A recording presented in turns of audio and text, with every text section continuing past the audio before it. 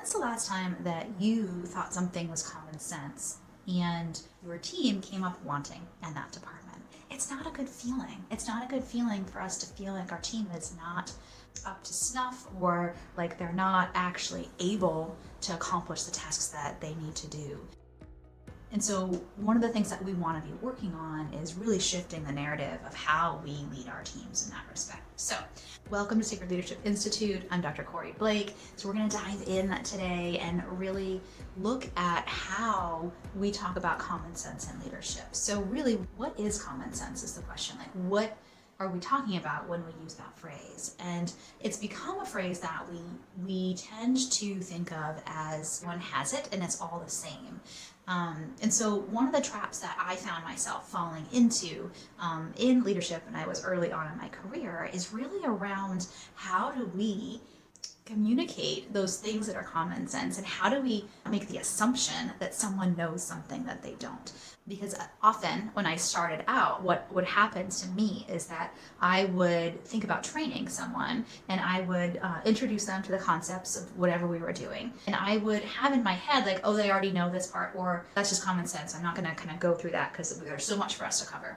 And what I found is that when I did that, when I made those assumptions, oftentimes what would happen is my team wouldn't meet my expectations. And that really became very apparent to me that I needed to really make some changes as far as that's concerned. And my journey was really figuring out how to balance that need of, okay, I need you guys to be competent. I have this level of thought around what is common sense in this position, but really is it? So let's talk a little bit about what is common sense. So when we are thinking about common sense, the question would be like, what makes it common, right? So what makes it common is the perspective, the joint perspective of people that have already gone through the same experience as you.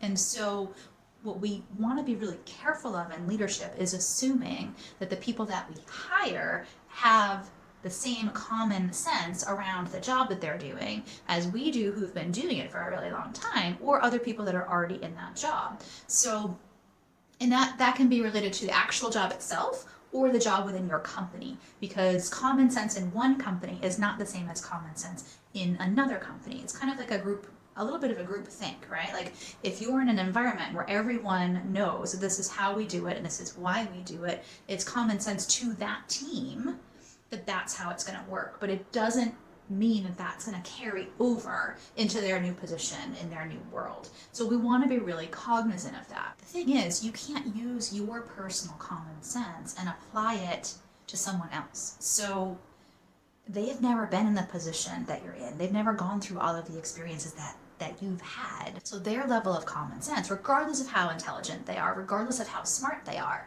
their level of common sense is going to be different than yours because it's governed by the experiences that they've had in their life. Whether that's at work or at home or with colleagues, their common sense is basically a conglomeration of their experiences, just like yours is. And so where something might be very obvious to you, it may not be obvious to them. And so we really need to step back a little bit and remember that everyone's commonality isn't fully established, okay? So we have to try to do that.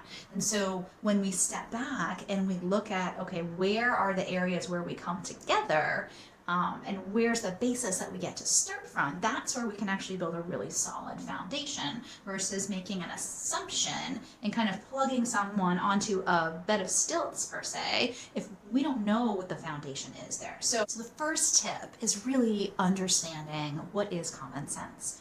What are we talking about when we talk about common sense? Because we have this impression that common sense is something that we all carry within us and that it's the same from person to person. And the reality is it's very different based on what our experiences have been in life. And so if we have one experience in life and in work, and someone else has come from a different environment, even doing the same job, their common sense around that job is going to be dictated by what was common and known in the position they held before. So whether they're coming from a different environment, same job, or whether they're new to that job, the common sense piece is going to be different based on every scenario. So one is understanding where's the commonality.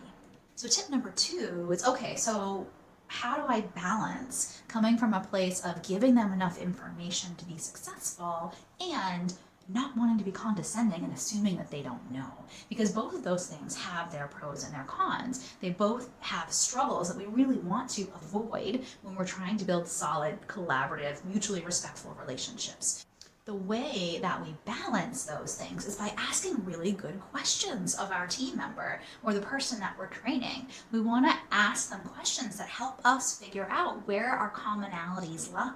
So asking them open-ended questions like, how would you approach this? So these are the different things that we do within this role, in our business, within our team. What are the elements that you can see that you would need to consider when you're making a decision with this? So that way you get an idea of where they're at, and it also gives you the opportunity to fill those gaps with the things that you may think are common sense, but may not be in their purview yet.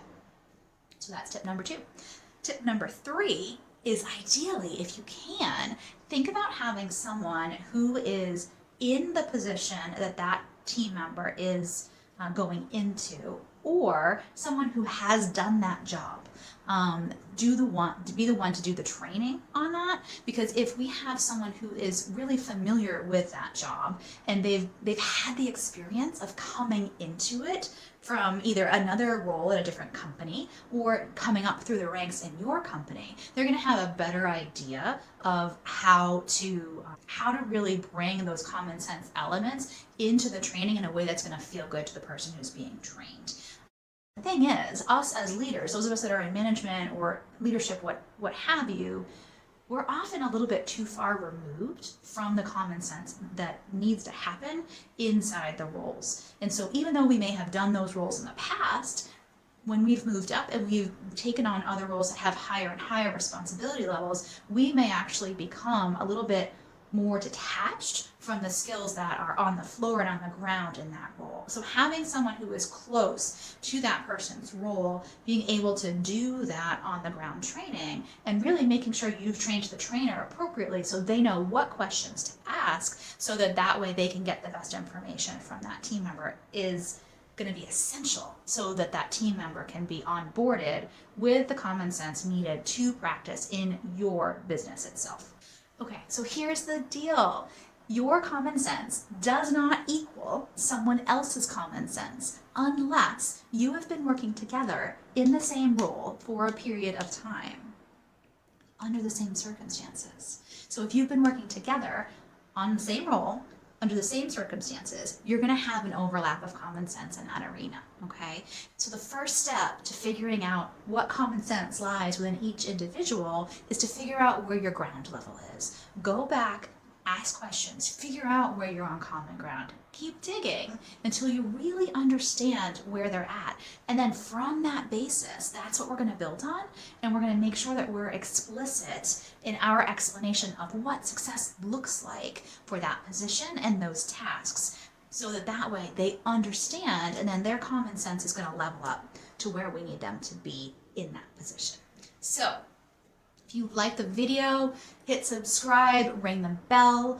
We also have a free resource, which is 5 tips to switch off when your mission is bigger than you are, which is designed for women leaders who are purpose-driven and have a really hard time prioritizing themselves. This is so important. You're going to love this resource, and it's going to give you the extra boost that you'll be able to focus on yourself while forwarding your mission in the world. So don't forget, subscribe, hit the little bell to know when the next video drops, and drop a comment. Let me know what you think. I'll see you next week. Bye.